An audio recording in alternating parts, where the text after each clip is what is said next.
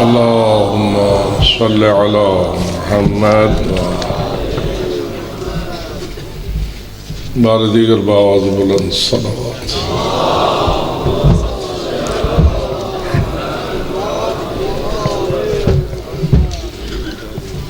جمیع شہدائے کربلا کو سلام عقیدت پیش کرنے کے لیے باواز بلند صلوات.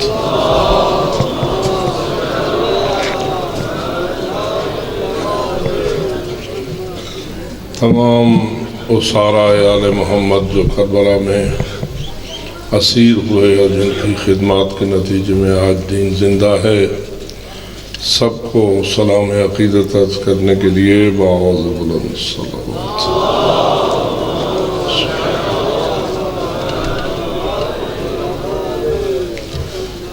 تمام علماء عزاداران جنہوں نے کربلا کو اور کربلا کے پیغام کو زندہ رکھا اور اپنی کاوشوں اور قربانیوں کے ذریعہ حسینیت کو ہم تک پہنچایا، ان سب کو سلام عرض کرنے کے لیے باواز بلند صلوات.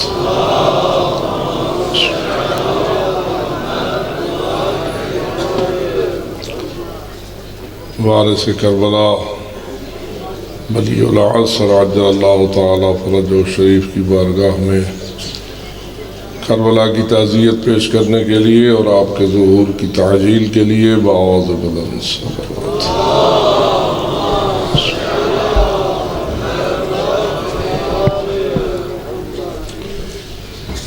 ماشاء اللہ لا حول ولا قوة الا باللہ العلی العظیم. رب اشرح لی صدری ویسر لی امری واحلل عقدۃ من لسانی یفقہوا قولی. اعوذ باللہ من الشیطان الرجیم. بسم اللہ الرحمن الرحیم. الحمد للہ رب العالمین والصلاة والسلام علی اشرف الانبیاء والمرسلین سیدنا و مولانا ابی القاسم محمد.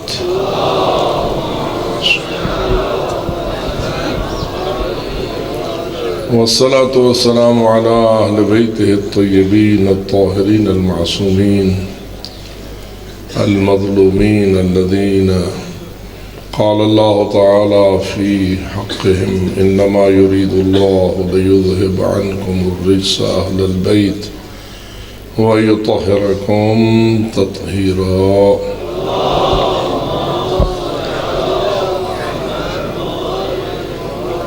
ورحمة الله على أحبابهم وأصحابهم وشيعتهم أجمعين من الشهداء والصديقين. ولعنة الله على أعدائهم وقاتليهم وظالميهم ملعونين من يوم ظلمهم إلى أبد الآبدين. أما بعد، وقال الله العظيم في كتابه الكريم بسم الله الرحمن الرحيم. ومن الناس من يشري نفسه ابتغاء مرضات الله والله رؤوف بالعباد. باواز بلند صلوات.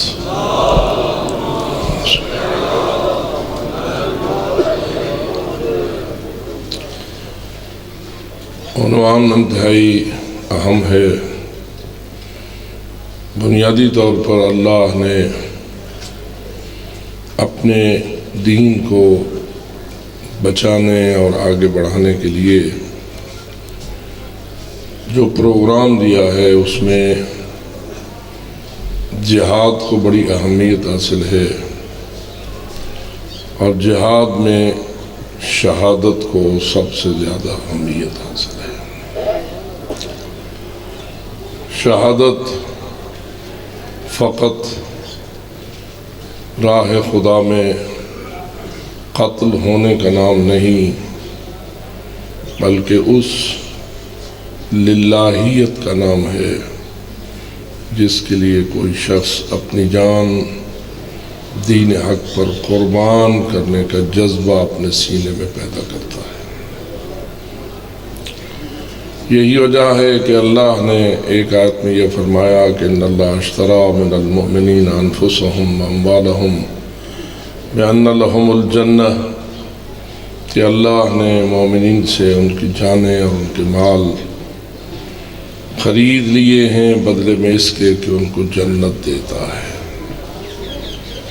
اور پھر فرماتا ہے کہ جو اپنی جانیں بیچ دیتے ہیں، اپنے مال راہ خدا میں دیتے ہیں، یقتلون و یقتلون، وہ راہ خدا میں قتل کرتے بھی ہیں اور راہ خدا میں قتل ہوتے بھی ہیں۔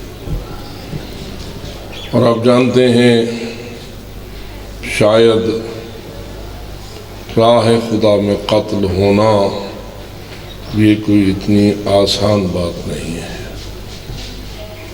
جو انسان ایک عام کانٹے کے چبھنے سے بھی گریز کرے اور پرہیز کرے، اسے اگر اپنی جان وارنی پڑے تو یہ کوئی اتنا آسان کام نہیں ہے،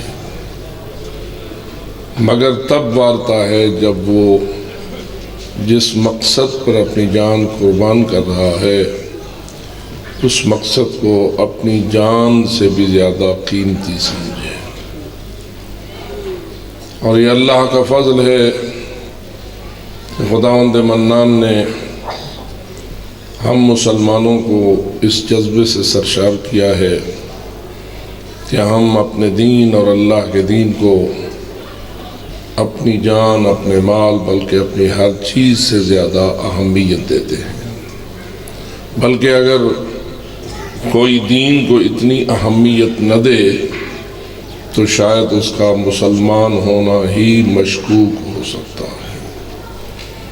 اس کو مسلمان اپنے آپ کو سمجھنا مناسب نہیں ہے۔ سچا مسلمان وہی ہے جو اپنی ہر چیز حتیٰ کہ جان پر بھی دین اور اسلام کو زیادہ اہمیت دے۔ لیکن یہ اہمیت ویسے پیدا نہیں ہوتی جب تک کہ کچھ ہستیاں ایسی نہ ہوں جو ہمارے لیے آئیڈیل کی حیثیت رکھتی ہوں۔ اس لیے کہ فقط زبانی درس دینا اتنا مؤثر نہیں ہوتا جتنا کر کے دکھانا مؤثر ہوتا ہے۔ اللہ رب العزت نے ہم مومنین کو اور اہل ایمان کو ایسے معصوم پیشوا دیے ہیں جن میں سے ہر ایک نے اپنے آپ کو دین پر قربان کرتا ہوا ثابت کیا ہے۔ یہی وجہ ہے کہ اللہ نے حضرت امیر المومنین علی ابن ابی طالب علیہ السلام کہ اس جذبہ قربانی کو سلام پیش کرتے ہوئے وَمِنَ النَّاسِ مَن يَشْرِي نَفْسَهُ ابْتِغَاءَ مَرْضَاتِ اللَّهِ وَاللَّهُ رَءُوفٌ بِالْعِبَادِ کی آیت کریمہ کو نازل کیا ہے۔ یہ جذبہ قربانی اگر میں کہوں شروع تو مولا امیر المومنین علی ابن ابی طالب سے ہوا، لیکن اس کی وراثت ہر معصوم نے ثابت کی اور معصومین کے مخلصین نے ثابت کی۔ جو دین کے مخلص ہیں اور حق کے مخلص ہیں ان کے اخلاص کا ثبوت اسی سے ہوتا ہے کہ آیا وہ اپنی جان سے زیادہ محبت رکھتے ہیں یا دین سے زیادہ محبت رکھتے ہیں۔ جن لوگوں نے اپنی جان کو بچایا اور رسول اور آل رسول یا دین کو قربان کیا، ان کی قرآن نے سخت مذمتیں کی ہیں۔ اور مذمت قرآن کا کرنا معمولی چیز نہیں ہے، اس لیے کہ وہ عارضی مذمت نہیں ہوتی، وہ ایسی مذمت ہوتی ہے جس نے قیامت تک دہرایا جانا ہے۔ قرآنی آیات ہمیشہ تلاوت کی جاتی ہیں اور کی جاتی رہیں گی۔ ابھی آپ ہمارے عزیزان کے اس کارنامے سے آگاہ ہو رہے تھے جو حفظ قرآن کے حوالے سے آپ کے سامنے روشن ہوا۔ حفظ قرآن تلاوت قرآن ہے اور تلاوت قرآن نے قیامت تک زندہ رہنا ہے، بلکہ قیامت کے بعد بھی زندہ رہنا ہے۔ محشر کے دن بھی جب جزا و سزا کا مرحلہ ہوگا تو قرآن کی تلاوت ہی انسان کو جنت کے درجات بلند تک پہنچائے گی۔ روایات میں یہ بات موجود ہے کہ حکم ہوگا آیت قرآنی پڑھتا جا اور بلند درجے پاتا جا، آیت قرآنی کی تلاوت کرتا جا اور اوپر والے درجے کی طرف سفر کرتا جا۔ اس کا مطلب یہ ہوا کہ قرآن نے ہمیشہ تلاوت ہونا ہے، اور جب ہمیشہ تلاوت ہونا ہے تو اس میں جن کی تعریف ہوئی ہے اس نے بھی دہرایا جانا ہے، اور جس کی مذمت ہوئی ہے اس کو بھی بار بار تکرار کے ساتھ بیان کیا جانا ہے۔ تو بالآخر اس جذبے کو سلام پیش کرتا ہے قرآن کہ جو انسان کے قلب میں دین پر قربان ہونے کا پیدا ہوتا ہے۔ اللہ نے حضرت امیر المومنین کی تعریف کی، اور آج تک وہ تعریف زندہ ہے اور ہمیشہ زندہ رہے گی۔ اور امیر المومنین کے نقش قدم پر وہ لوگ چلے کہ جن کے قلب میں دین کی اہمیت تھی۔ آئیے غور کیجئے کہ اللہ نے امام حسین علیہ السلام کو اور ان کے ہم رکاب شہداء کو، بلکہ میں یہ کہوں کہ ان کے ہم رکاب اسرا کو بھی یہ جذبہ عطا فرمایا کہ انہوں نے اپنا سب کچھ قرآن اور دین پر قربان کیا۔ کتنا عجیب تھا جب حملہ ہوا اسلام پر، اگرچہ کہ یہ حملہ رسول اکرم کے بعد شروع ہو گیا تھا، لیکن ایک سخت ترین حملہ دین کو مٹانے والا یزیدیت کی شکل میں ہوا۔ اور یزید کیسے یزید بنا، اور یزید کیسے تخت رسول پر پہنچا، اور کیوں کر وہ خلافت رسول کا دعویٰ کرنے میں کامیاب ہوا، ان اسباب پر تو ابھی گفتگو کی پوزیشن نہیں ہے، لیکن بہرحال اسباب بنے تو یزید ایسے تخت پر جا پہنچا جس تخت کا بانی خود رسول اکرم صلی اللہ علیہ وآلہ وسلم تھے۔ معاشرے مسلمین کی کمزوریاں اور مسلمانوں کے معاشرے کے اندر پیدا ہونے والی خرابیاں، اس کا آخری اثر ہمارے سامنے یہ رونما ہوا کہ یزید جیسا انتہائی برعکس ذہن رکھنے والا شخص، جو رسالت مآب کے 100% برعکس تھا اور محمد و آل محمد کے بالکل الٹ تھا، وہ چڑھ بیٹھا دین اسلام کے تخت پر، اور جس کا مشن یہ تھا کہ دین اسلام کو ملیا میٹ کر دیا جائے اور بنی امیہ کے اطوار کو دین بنا کر قیامت تک معاشرے میں راج کر دیا جائے۔ اس کا مقابلہ کوئی آسان نہ تھا، لیکن اس کے مقابلے کے لیے وہی جذبہ چاہیے تھا جسے آپ جذبہ قربانی سے تعبیر کرتے ہیں، جذبہ شہادت سے تعبیر کرتے ہیں۔ اپنی جان اور مال کو اور اپنے سب کچھ کو دین پر قربان کرنے والا جذبہ ہی ہے جو دین کی بقا کا ضامن ہے اور دین کے ارتقاء کا ضامن ہے۔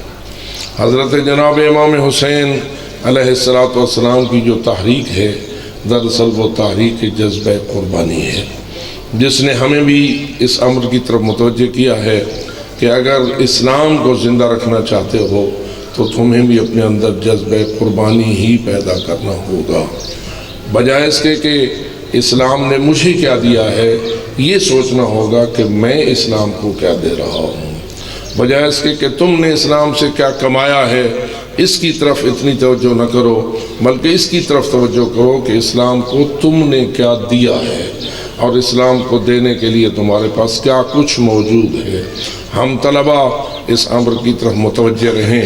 آج الحمدللہ جو دور گزرا ہے اور گزر رہا ہے، اس میں اس جذبہ قربانی کی بہت زیادہ ضرورت ہے، اور الحمدللہ آج بھی اگر دین زندہ ہے اور دین پائندہ ہے تو انہی لوگوں کے صدقے زندہ ہے جن کے اندر حسینی جذبہ موجود تھا اور حسینی جذبہ موجود ہے۔ تو اس لیے میں سمجھتا ہوں کہ اس جذبے کو جتنی زیادہ پھیلایا جائے اور اس کے لیے جتنی بھی کوشش کی جائے وہ بہت کم ہے۔ کہ دیکھیے کہ جذبہ قربانی پیدا کیسے ہوتا ہے۔ جذبہ قربانی اور کسی چیز سے پیدا نہیں ہوتا، مگر تب پیدا ہوتا ہے جب انسان کے اندر للہیت موجود ہو، جب اللہ کے لیے سب کچھ کرنے کا جذبہ ہوگا تو پھر قربانی کا جذبہ خود بخود بیدار ہو جائے گا۔ لیکن اللہ کی توحید پر ایمان رکھتا ہوگا تو یہ جذبہ پیدا ہوگا۔ شرک کبھی انسان کے اندر اس جذبے کو پیدا نہیں ہونے دیتا۔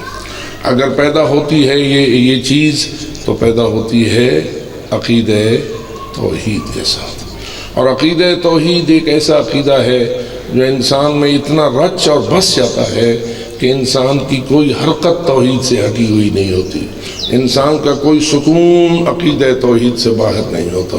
عقیدہ توحید فقط لا الہ الا اللہ کہنے کا نام نہیں، عقیدہ توحید لا الہ الا اللہ میں غرق ہونے کا نام ہے۔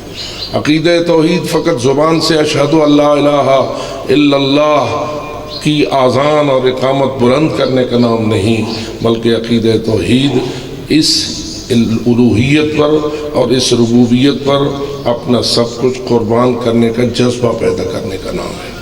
اگر ہم غور کریں یہ حدیث، میں کبھی کبھی سوچتا ہوں اس پہ اگر غور کروں کہ الا ومن مات علی حب آل محمد مات شہیدا، جو شخص محبت آل محمد پہ فوت ہوا وہ شہید ہو۔ ادھر قرآن کہتا ہے کہ شہید تو وہ ہوتا ہے قتل فی سبیل اللہ، جو اللہ کی راہ میں قاتل کر دیا جائے۔ ایک بندہ قاتل ہوتا ہے تو شہید ہوتا ہے، ایک بندہ قاتل نہیں ہوتا، فقط محبت آل محمد پر فوت ہو جاتا ہے، اسے بھی رسول اکرم کی زبان پاک شہید کہہ رہی ہے۔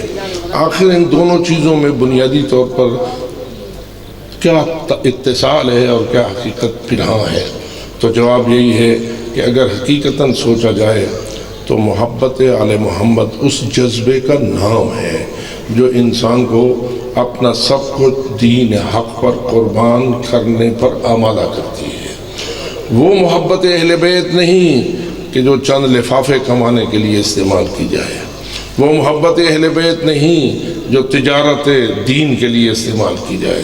محبت اہل بیت اس جذبے کا نام ہے کہ جس کے لیے انسان اللہ کے دین پر اور اللہ کی راہ پر سب کچھ قربان کرنے کا جذبہ اپنے اندر پیدا کر لیتا ہے۔ اور یہی کی وجہ ہے کہ جب انسان دل میں جذبہ رکھتا ہو اور اللہ کے سامنے خلوص سے ثابت کر چکا ہو کہ جب بھی موقع آیا میں اپنا سر قربان کرنے سے گریز نہیں کروں گا، آگے موت کے اسباب تو اللہ کے اختیار میں ہیں، کسی کو اللہ قتل کے ذریعہ موت دے یا کسی کو بستر پر موت دے، یہ اختیار تو اللہ کا ہے اور یہ فیصلہ بھی اللہ کا ہے کہ اللہ نے کس کو کس راستے سے موت دینی ہے۔ اپنا جذبہ یہ ہونا چاہیے کہ جیسے بھی مجھے اللہ کے دین پر قربانی دینا پڑی میں قربانی دینے سے گریز نہ کروں گا۔ اس کا بالفاظ دیگر مطلب یہ ہوا کہ محبت اہل بیت نام ہی اس قربانی کے جذبے کا ہے، محبت اہل بیت نام ہی اپنا سر دینے کے جذبے کا ہے، اپنا سب کچھ قربان کرنے کا جذبے کا ہے۔ اگر وہ مخلص ہے اور اللہ جانتا ہے کہ اس کے دل میں اتنا خلوص اور اس قدر محبت آل محمد موجود ہے کہ یہ اپنا سب کچھ قربان کرنے کے لیے تیار ہے، تو اس کا مطلب یہ ہوا کہ وہ چیز تو اس کے اندر موجود ہے جو کسی کو راہ خدا میں قتل کرا دیتی ہے۔ اگر قتل ہوا تو بھی شہید ہے، اور اگر قتل نہ بھی ہوا تو کم از کم وہ بنیاد تو اس کے اندر موجود ہے کہ جو اسے قربان کرنے پر آمادہ کرتی ہے۔ اور اس طرح ہمیں معلوم ہوتا ہے کہ حب آل محمد انسان کی شہادت کی بنیاد ہے۔ اگر شہادت ملتی ہے تو حب آل محمد کے صدقے ملتی ہے۔ آل محمد کون ہیں؟ آل محمد وہ ہیں جنہوں نے اپنا سب کچھ اللہ کے لیے وقف کیا ہے۔ آل محمد وہ ہیں جنہوں نے اللہ کی توحید پر سب کچھ وقف کیا ہے۔ اگر توحید کا عقیدہ کمزور ہو تو کبھی بھی قربانی کے جذبہ پیدا نہیں ہو سکتا۔ الوہیت میں انسان خالص ہو، ربوبیت میں انسان خالص ہو، اللہ کو رب العالمین ماننے میں کوئی ایک ذرہ بھی ملاوٹ موجود نہ ہو تو انسان کے اندر جذبہ قربانی پیدا ہوتا ہے۔ اگر تھوڑی سی بھی ملاوٹ آ گئی تو میں سمجھتا ہوں دین میں دراصل ملاوٹ کا نام ہی تو یزیدیت ہے۔ اگر آپ یزیدی اور حسینیت کے درمیان ایک فرق دیکھنا چاہتے ہیں تو ایک سادہ سا فرق یہ ہے کہ یزیدیت نام ہے دین کو ملاوٹ کا شکار کرنے کا، اور حسینیت نام ہے دین کو خالص رکھنے کا۔ جب یزیدیت نے حملہ کیا اور دین میں ملاوٹیں وہ کرنا چاہتا تھا تو امام حسین نے اپنے نانے کے دین کو خالص رکھنے کے لیے اقدام کیا۔ اب ذرا غور کریں کیا کہہ رہے ہیں جب مدینہ منورہ سے نکل رہے ہیں، میں کسی فساد کے لیے نہیں جا رہا، میں کسی شرارت کے لیے نہیں جا رہا، میں کوئی اکڑ بازی کرنے کے لیے نہیں جا رہا، میں کوئی فساد پھیلانے کے لیے نہیں جا رہا، انما خرجت لطلب الاصلاح فی امت جدی رسول اللہ، میں اللہ کے رسول کی امت کی اصلاح کے لیے جا رہا ہوں۔ کیوں؟ اللہ یہی چاہتا ہے، اللہ کی توحید کا تقاضا یہی ہے کہ اس قسم کی کسی ملاوٹ کو کرنے کی اجازت نہ دی جائے، اور اس سلسلے میں اگر قربانی دینا ہے تو کسی قربانی سے دریغ نہ کیا جائے، حتیٰ کہ اگر علی اکبر جیسے جوانوں کی قربانی دینا پڑے تو اس میں بھی کوئی کمی نہ آئے۔ لیکن ذرا غور تو کرو کہ کتنا عجیب ہے، جب علی اصغر تڑپے اور سینے امام مظلوم پر تڑپے اور آگے لگا تیر اور بہا خون، آپ سب اس معاملے سے آگاہ ہیں، میں مصائب تو نہیں پڑھ رہا لیکن توجہ دلا رہا ہوں کہ جب لہو نکلا تو حضرت امام حسین نے اس لہو کو اپنی چلو میں لیا، علی اصغر کے لہو چلو میں لیا، آسمان کی طرف پھینکا اور یہ جملہ کہا، اے اللہ میرے لیے اس مصیبت کو برداشت کرنا اس لیے آسان ہے کہ تو دیکھ رہا ہے، اس مصیبت کو برداشت کرنا اس لیے میرے لیے آسان ہے کہ تو دیکھ رہا ہے۔ یعنی توجہ یہی دلا رہے ہیں نا کہ میرا علی اصغر جیسا لال اگر اس مظلومیت سے تڑپا ہے تو میں یہ سب کچھ اس لیے برداشت کر رہا ہوں کہ اللہ کے دین کی بقا کا تقاضا یہی ہے کہ اس کو برداشت کرو اور صبر کے ذریعہ اپنے دین کو ہمیشہ کے لیے زندہ رکھو۔ میں کبھی کبھی یہ بھی عرض کرنے کی جسارت کرتا ہوں، معجز نما نہیں تھے حضرت امام حسین علیہ السلام؟ کیا معجز نما تھے یا نہیں تھے؟ ہمارا عقیدہ ہے کہ کوئی نبی اتنا بڑا معجز نما نہیں جتنی کہ محمد و آل محمد معجز نما ہے۔ امام باقر کی حدیث کے مطابق 73 اسماء اعظم میں سے 72 اسماء اعظم اللہ نے محمد و آل محمد کو عطا فرمائے ہیں، سب سے بڑے معجز نما ہیں۔ حضرت موسیٰ علیہ السلام ایک عصا کی ضرب کے ساتھ ایک پتھر سے فنفجرت من حسنتا عشرتا عینا 12 چشمے بھرتے ہیں، اور 12 چشمے 12 بنی اسرائیل کے قبیلوں کو سیراب کرتے ہیں۔ ذرا دیکھو تو صحیح، کیا تیرا مولا ایک ٹھوکر کے ذریعہ علی اصغر کے چشمے میں، علی اصغر کے خیمے میں کیا ایک چشمہ بھی نہیں ابل سکتا تھا؟ کیا ایک عادل کو اشارہ کرتے تو کیا وہ بادل آ کے اتنا نہ برس سکتا تھا کہ یہ سارے خیمے سیراب ہو جاتے؟ کا اشارہ اگر فرات کو کرتے تو کیا یہ ممکن نہ تھا کہ فرات قدموں میں آ جاتا اور اس ساری پیاس کے وسائل ختم ہو جاتے؟ آپ کا اور میرا عقیدہ کیا ہے؟ یہی ہے نا کہ امام علیہ السلام معجز نما تھے اور یہ سب کچھ اگر چاہتے تو کر سکتے تھے، لیکن کیوں نہیں کیا؟ یہ کسی اور سے سوال نہیں، یہ انہی لوگوں سے سوال ہو سکتا ہے جو معجزے کے ماننے والے ہیں، جو معصومین کو اتنا بڑا معجز نما مانتے ہیں، انہی سے یہ سوال ہے کہ معجزہ کیوں نہیں دکھایا؟ تو جواب یہی آتا ہے، اگر معجزوں سے دین قیامت تک زندہ رہ سکتا ہوتا تو پھر معجزوں کا سہارا لیتے۔ معلوم ہوتا ہے معجزے وہ کام نہیں کر سکتے تھے جو حسین کا صبر کر سکتا تھا، معجزے وہ کام نہیں کر سکتے تھے جو مظلوم کی صبر کی تلوار سے ہو سکتا تھا۔ امام نے اپنے لوہے کی تلوار کو اتنا مؤثر طریقے سے استعمال نہیں کیا جتنا اپنی صبر کی تلوار کو مؤثر طریقے سے استعمال کیا ہے۔ اور صبر کس کے لیے کیا جاتا ہے؟ للہ کیا جاتا ہے، صبر کسی اور کے لیے نہیں ہوتا، صبر اللہ، کیونکہ اگر ہم اللہ کے لیے کسی مصیبت کو برداشت نہ کریں تو وہ صبر نہیں ہے۔ صبر وہی ہے کہ انسان للہ، اللہ کی تقریر پر راضی ہو اور اللہ کے حکم کے مطابق کسی بھی مصیبت کو برداشت کرے اور اللہ کا کوئی شکوہ نہ کرے۔ رضم بقضاء اللہ و تسلیما لامر اللہ۔ بس میں زیادہ طویل نہ ہوں، خلاصہ یہی ہے، للہیت اور توحید کا اخلاص جب تک پیدا نہ ہو اس وقت تک انسان میں جذبہ قربانی پیدا نہیں ہو سکتا۔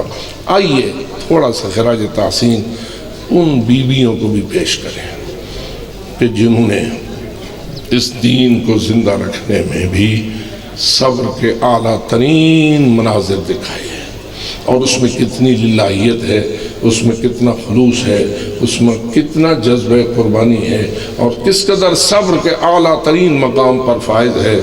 زہرا جائی ذرا اور تو کر، میں یوں کہہ کے گفتگو کو اختتام تک پہنچاؤں۔ کیا آپ سب حضرات گواہ ہیں یا نہیں کہ روایات میں یہ بات موجود ہے کہ جب حضرت زہرا سلام اللہ علیہا نے حضرت امیر المومنین کی گردن میں رسی ڈالا ہوا کھینکتا ہوا دیکھا تھا اور لے جا رہے تھے مسجد نبوی کی طرف، تو بی بی نے کہا تھا میں اپنے بابا کی قمیص سر پر رکھوں گی اور بد دعا کروں گی، اور بی بی چلی۔ لیکن حضرت امیر المومنین نے حضرت سلمان کو کہا سلمان ادرک بنت رسول اللہ، رسول کی بیٹی کو پہنچو اور بیٹی سے دختر رسول سے کہو بد دعا نہ کرنا، اگر بد دعا کرو گی تو پورا مدینہ غرق ہو جائے گا۔ اور آپ سارے علماء جانتے ہیں بعض روایات یہ کہتی ہیں کہ مدینے کی دیواریں، مسجد کی دیواریں بلند ہوتی نظر آئیں، میں نہیں سمجھتا ہر ایک بلند ہوتی نظر آئیں، لیکن سلمان جیسوں کو تو ضرور نظر آ گئی ہوں گی۔ اور جب انہوں نے دیکھا تو گئے اور کہا علی فرماتے ہیں کہ آپ بد دعا نہ کیجیے۔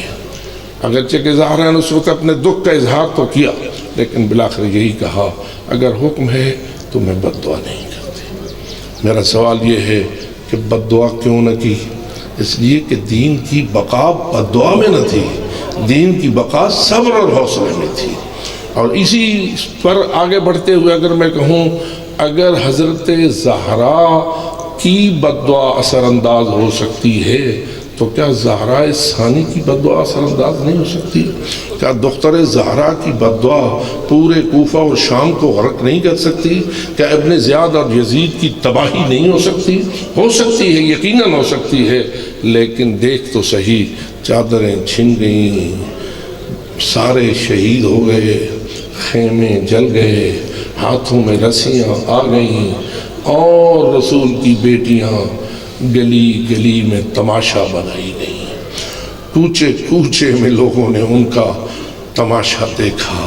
کتنا سخت ہوتا ہوگا میرے دوستو قلب دختر زہرا پہ اثر جب نامحرم اشارہ کر کے کہتے ہوں گے یہ ہے علی کی بیٹی، یہ ہے زہرا کی بیٹی۔ کتنا سخت ہوگا یہ مرحلہ، میں سمجھتا ہوں شاید کوئی تیر اتنا سخت اثر نہ کرے، کوئی نیزہ اتنا سخت اثر نہ کرے، کوئی تلوار اتنا سخت زخمی نہ کرے جتنا یہ زخم حضرت زہرا کی بیٹیوں کے سینوں پہ نظر آتا ہے۔ لیکن کیا بد دعا کی؟ اگر کرتی تو کیا ہوتا؟ ہمارا تو ایمان ہے، مستجاب الدعوات ہیں۔ آج تو ہم ان کی مزاروں کا وسیلہ لے کر اپنی حاجات پوری کرواتے ہیں، اور ہم جاتے ہیں اور کہتے ہیں اے میرے اللہ تجھے دختر زہرا کا صدقہ، ان کی قید کا صدقہ، ان کی مشکلات کا صدقہ ہماری فراہ مشکل کو آسان کر دے۔ اور سب گواہ ہیں کہ مشکلیں آسان ہو جاتی ہیں اور حاجات روا ہو جاتی ہیں، جن کی مزاریں آج ہمارے لیے وسیلہ قبولیت دعا بنتی ہیں۔ اگر کل وہ بد دعا کرتی تو کیا غرق نہ ہو جاتا کوفہ؟ کیا تباہ نہ ہو جاتا یزید؟ کیا مشکل یہ آسان نہ ہو جاتی؟ لیکن پھر ہم سے سوال ہے کہ آخر ان بیویوں نے کیوں نہیں بد دعا کا راستہ اختیار کیا، جبکہ ان کو پتہ بھی تھا کہ ہماری دعا، ہماری بد دعا اللہ کے ہاں یقیناً قبول ہوتی ہے؟ تو پھر جواب یہ آئے گا کہ دراصل جس مشن کے لیے نکلی ہوئی تھیں وہ بد دعا سے نہیں کامیاب ہوتا تھا، وہ صبر اور حوصلے سے کامیاب ہوتا تھا، وہ اس صبر کی تلوار سے کامیاب ہوتا تھا کہ جس نے قیامت تک دین کو زندہ رکھنا ہے۔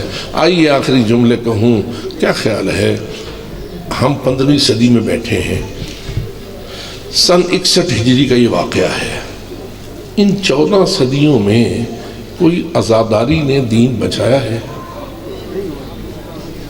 ان 14 صدیوں میں ہم اپنی بات کر رہے ہیں، دوسرے لوگ جو تصور کریں ان کی بات علیحدہ ہے۔ ہم کیا سمجھتے ہیں، کیا عزاداری دین کی بقا کا باعث بنی ہے یا نہیں بنی ہے؟ اگر نہیں بنی ہے تو بات ہی اور ہے. اور اگر ہمارا ایمان یہی ہے کہ دین کی بقا کا باعث بنی ہے تو عزاداری کی بنیاد وہی قربانی ہے نا جو دی گئی. اگر قربانی نہ ہوتی تو عزاداری کہاں ہوتی؟ کون تذکرہ کرتا ان کا؟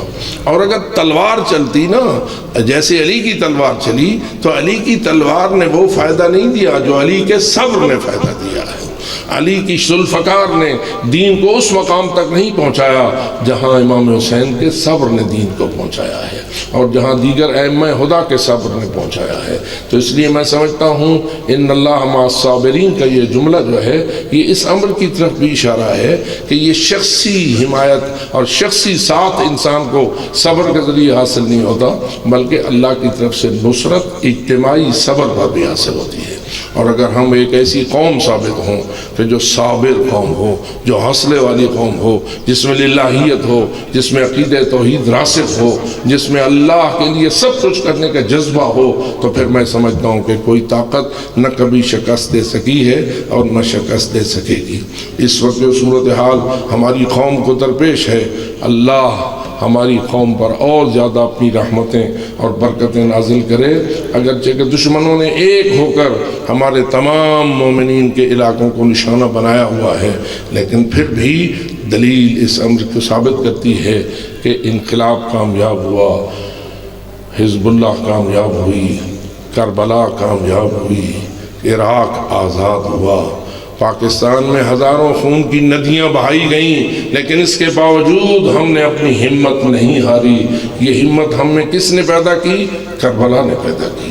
یہ جذبہ ہمیں کس نے دیا؟ عزاداری نے دیا. یہ جذبہ ہمیں کس نے دیا؟ حسینیت نے دیا. تو اس لیے میں سمجھتا ہوں کہ حسینیت برائے خدا ہے، حسینیت للہیت پر مبنی ہے.